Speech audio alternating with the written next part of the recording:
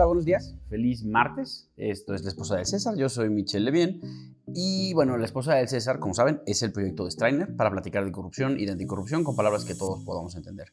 Hoy estamos saliendo el martes porque complicaciones de la vida, pero vamos a continuar el resto de las semanas saliendo los lunes. Muchas gracias por su paciencia. Bueno, pues este proyecto es, como les comenté, de Strainer. ¿Y qué es Strainer? Pues es un buró, es un despacho donde tenemos un equipo de generalmente especialistas de derecho, abogados y abogadas, y tratamos de combatir la corrupción y ayudar a las organizaciones a combatir la corrupción usando nuestras herramientas. Buenísimo. Como en cada episodio vamos a platicar de una noticia, un caso y una tipología. Bien, vamos a la noticia. La noticia tiene que ver con Manuel Bartlett Díaz.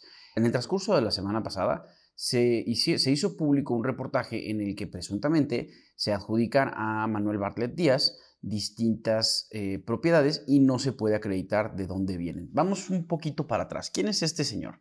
Hoy es el director de la Comisión Federal de Electricidad.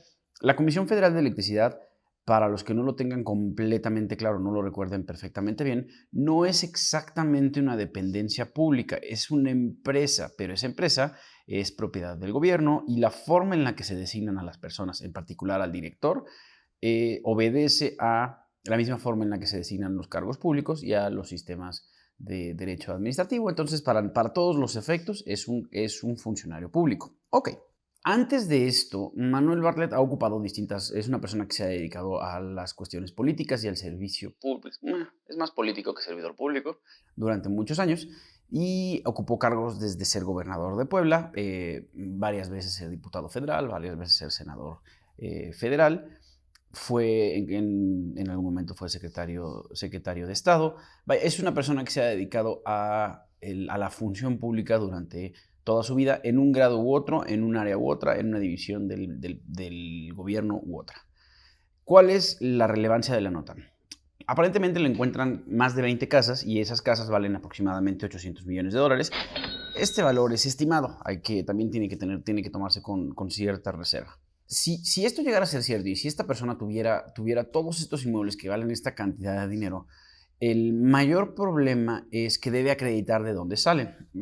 Una de las cosas que fueron matizando y todavía grabando la nota es que en algún momento entrevistaron a Irma Heréndira Sandoval, que es la secretaria de la Función Pública, y la respuesta de ella fue, bueno, pues es que esto no nos toca estudiarlo a nosotros porque es antes de que fuera servidor público. Pues esto es realmente falso, pero tenemos cierta certeza de que lo que ella quiso decir es antes de que fuera un servidor público que estaba bajo el escrutinio de la Secretaría de la Función Pública, pero es igualmente falso. ¿Por qué? Porque siempre ha habido un órgano que se encargue, o una persona responsable, una función responsable que se encargue de supervisar a Manuel Bartlett, dependiendo del lugar en el que hubiera estado. Cuando estuvo en el gobierno del estado fue la Auditoría Superior del Estado, cuando estuvo en el Congreso, la Auditoría Superior de la Federación, las varias veces que estuvo en el Congreso, y ahora es la Secretaría de la Función Pública. En teoría debería haber un caminito impoluto y perfectamente claro de todos sus bienes y de sus declaraciones patrimoniales, situación que no existe. ¿Qué es lo peor que podría pasar? Manuel Bartlett puede ir a dar a la cárcel. Es algo muy complicado por distintas razones y por las relaciones políticas y de poder que él tiene. Es algo que nosotros vemos muy complicado. Pero bueno, ya en sentido técnico y estrictamente en lo que debe ser, ¿cómo pasaría esto? Bueno, pues se haría una auditoría de estos inmuebles, se haría una revisión de los historiales de estas casas en los registros públicos para ver quién las compró, dónde las compra, quién se las vende, etcétera. Todo el historial de cada uno de estos inmuebles hasta llegar a poder responder la pregunta ¿quién es su propietario? ¿O quién es su propietario para efectos? ¿Quién las controla? Y si la respuesta es que él es el que las controla, entonces estamos ante simulación, posiblemente otros delitos, ya dependiendo de dónde haya sacado el dinero para comprar estas casas, pero cuando menos lavado de dinero. ¿Y por qué lavado de dinero? Porque hay que recordar que, bueno, primero, en general, lavado de dinero es tomar dinero que viene de delitos y hacerlo pasar por dinero limpio. Esa es la definición mundial. En México está esa, y además es lavado de dinero, tener bienes, tener toda esta cantidad de bienes y de derechos y no poder acreditar que vienen de una fuente lícita, que en este caso, bueno, él ya está bajo el escrutinio de los supervisores y ahora le tocará acreditar que esos bienes tienen un origen lícito. Si no lo puede hacer, entonces se le tendrá que juzgar por lavado de dinero. ¿Quién es la persona encargada de esto? En este sentido, tiene cierta razón la secretaria de la Función Pública. Ella y su dependencia se encargan de algunos aspectos de este tipo de cuestiones, de presuntos actos de corrupción, pero en este caso específicamente le tocaría a Santiago Nieto, titular de la Unidad de Inteligencia Financiera, investigar al director de la Comisión Federal de Electricidad. ¿Qué es lo que seguirá? Bueno, en estricto derecho tendrán que hacer las investigaciones, como les comenté, las investigaciones documentales, los antecedentes de las escrituras de todos estos inmuebles para dar con realmente quién las controla y tomar decisiones con base en esto. De lo más relevante de esto es que este dinero se puede originar de actos de corrupción, no lo sabemos, pero lo más escandaloso es que es una persona que está tan cerca formal y materialmente del presidente y bueno, pues es cuando menos alarmante que no se inicie una investigación o que al menos el presidente no haga declaraciones sobre las investigaciones que serán sobre Manuel Bartlett con la misma contundencia con la que la ha hecho sobre otras personas. Recordemos que existe la noción de corrupción política y la noción de corrupción política es alterar las instituciones, los procedimientos o las reglas para conservar el estatus, para conservar el poder o para conservar el dinero.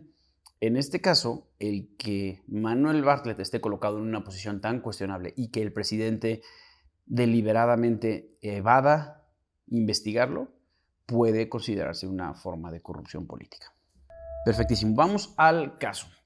Como saben, Transparencia Internacional, esta organización muy importante de anticorrupción, cumplió 25 años. Ellos hacen un listado para conmemorarlo y nos platican de los 25 casos más importantes de corrupción o más notorios de corrupción en el mundo. Y nosotros estamos haciendo pues un recuento de esta lista y dándoles nuestra perspectiva. Vale, hoy toca platicar del caso de Panamá y del expresidente Ricardo Martinelli. Ok, él fue presidente de Panamá de los años 2009 a 2014 y se le acusó de varias cuestiones de corrupción. Principalmente se le acusaba de lo que se acusa a muchos presidentes y funcionarios públicos en esos niveles: manipulación de licitaciones públicas para beneficiar a contratistas en particular. Pues, ¿qué son las licitaciones públicas? Las formas en las que el gobierno adquiere cosas, compra cosas, servicios, bienes, etcétera. Y lo que hacen estas personas, presuntamente, es manipular la forma en la que el gobierno escoge a sus proveedores para que los proveedores terminen siendo pues sus amigos, personas con las que están relacionados ellos y recibir beneficio. Lo lógico es, o la mayoría de los casos, el funcionario público recibe dinero a cambio de esa decisión. De ahí sale el acto de corrupción. Pero esto no fue lo más grave. Lo más grave de las imputaciones más graves que se hicieron a Ricardo Martinelli fue que utilizó dinero público, malversó un poco más de 150 millones de dólares, presuntamente, para investigar, para intervenir teléfonos y comunicaciones de sus adversarios políticos y de ciudadanos particulares. El problema de esto era un medio de control, como ha sucedido con escándalos similares de esta misma naturaleza en países como en México. El problema específicamente de Martinelli fue la cantidad de dinero que se gastó y la forma en la que se trató de ocultar. Se intentó ocultar como un gasto corriente de la administración pública. Y de forma pues todavía un poquito más vergonzosa, Martinelli fue detenido en 2018 en Miami. Él vivía extremadamente bien en Miami y lo detienen las autoridades de Estados Unidos y lo extraditan a Panamá para ser juzgado. Al día de hoy, los cargos contra Martinelli ya fueron desechados por tecnicismos, aparentemente cuestiones de proceso que no se han podido acreditar del todo bien. ¿Qué es lo que pasa? Bueno, lo presentan ante una juez o un juez y esta persona determina que la fiscalía no ha acreditado cuestiones elementales, cuestiones técnicas de forma clara o completa. Y el grave problema es que cuando se desechan los juicios por tecnicismos, suelen ser cuestiones de violaciones de derechos humanos. En ese caso está perfectamente bien que se desechen los juicios porque nadie debe ser llevado a la justicia por medios malvados, equivocados, erróneos. Eso está muy bien. En este caso, la juez o el juez no ha podido acreditar que la fiscalía incumplió con ciertos requisitos, pero aún así decidió desechar el juicio de Martinelli.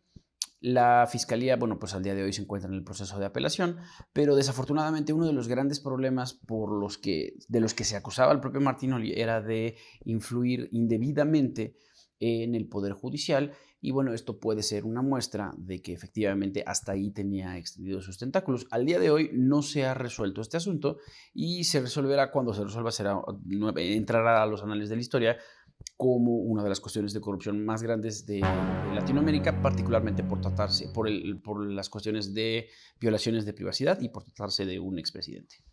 Buenísimo, vamos a la tipología. La tipología de hoy se trata de los servicios simulados. Ok, todos sabemos que hay licitaciones públicas. Las licitaciones públicas es la forma en la que el gobierno adquiere cosas, adquiere servicios, adquiere bienes y está muy bien. Es algo perfectamente legal y que está muy regulado, o al menos debería estarlo. Este tipo de instituciones se suelen abusar mucho porque son puntos en los que sale dinero del gobierno y estas cosas siempre son muy delicadas y muy pegajosas y la gente suele abusar de ellas. Esta es una de las formas en las que abusan de ellas y se ha hecho muy famoso, al menos en México y al menos en los gobiernos estatales, durante los últimos 8 años aproximadamente. Lo habitual es que el gobierno necesita adquirir un servicio o necesita adquirir un producto y entonces busca personas que o son conocidas o están de algún modo relacionadas con una servidora o un servidor público corruptos y entonces favorecen a esa persona y la servidora pública corrupta recibe su porcentaje, su tajada, un soborno y bueno, el gobierno recibe estos servicios o productos a un sobrecoste y ya platicamos de la tipología de sobrecostes. El problema con los servicios simulados es que la propia necesidad es simulada. Y entonces, como habitualmente se había hecho, esperamos a que el gobierno tenga una necesidad y a la hora de llenarla hacemos el acto de corrupción. Y aquí lo que están haciendo es inventar una necesidad. El funcionario público corrupto, decide que necesita solicitar servicios de consultoría o de asesoría de ciertos especialistas, contables, auditores, abogados, etcétera, etcétera, etcétera. Y esta necesidad es inventada, no existe realmente, solicita algún tipo de estudio o algún tipo de dictamen y lo solicita a firmas con las que ya está coludida o coludido y recibe a cambio pues un soborno bastante jugoso. El problema de esto es que generalmente se tiene que acreditar que el gobierno compró algo cuando es un bien y cuando es un servicio, pues con elementos entregados o elementos entregables. La documentación que respalda que el servicio se llevó a cabo.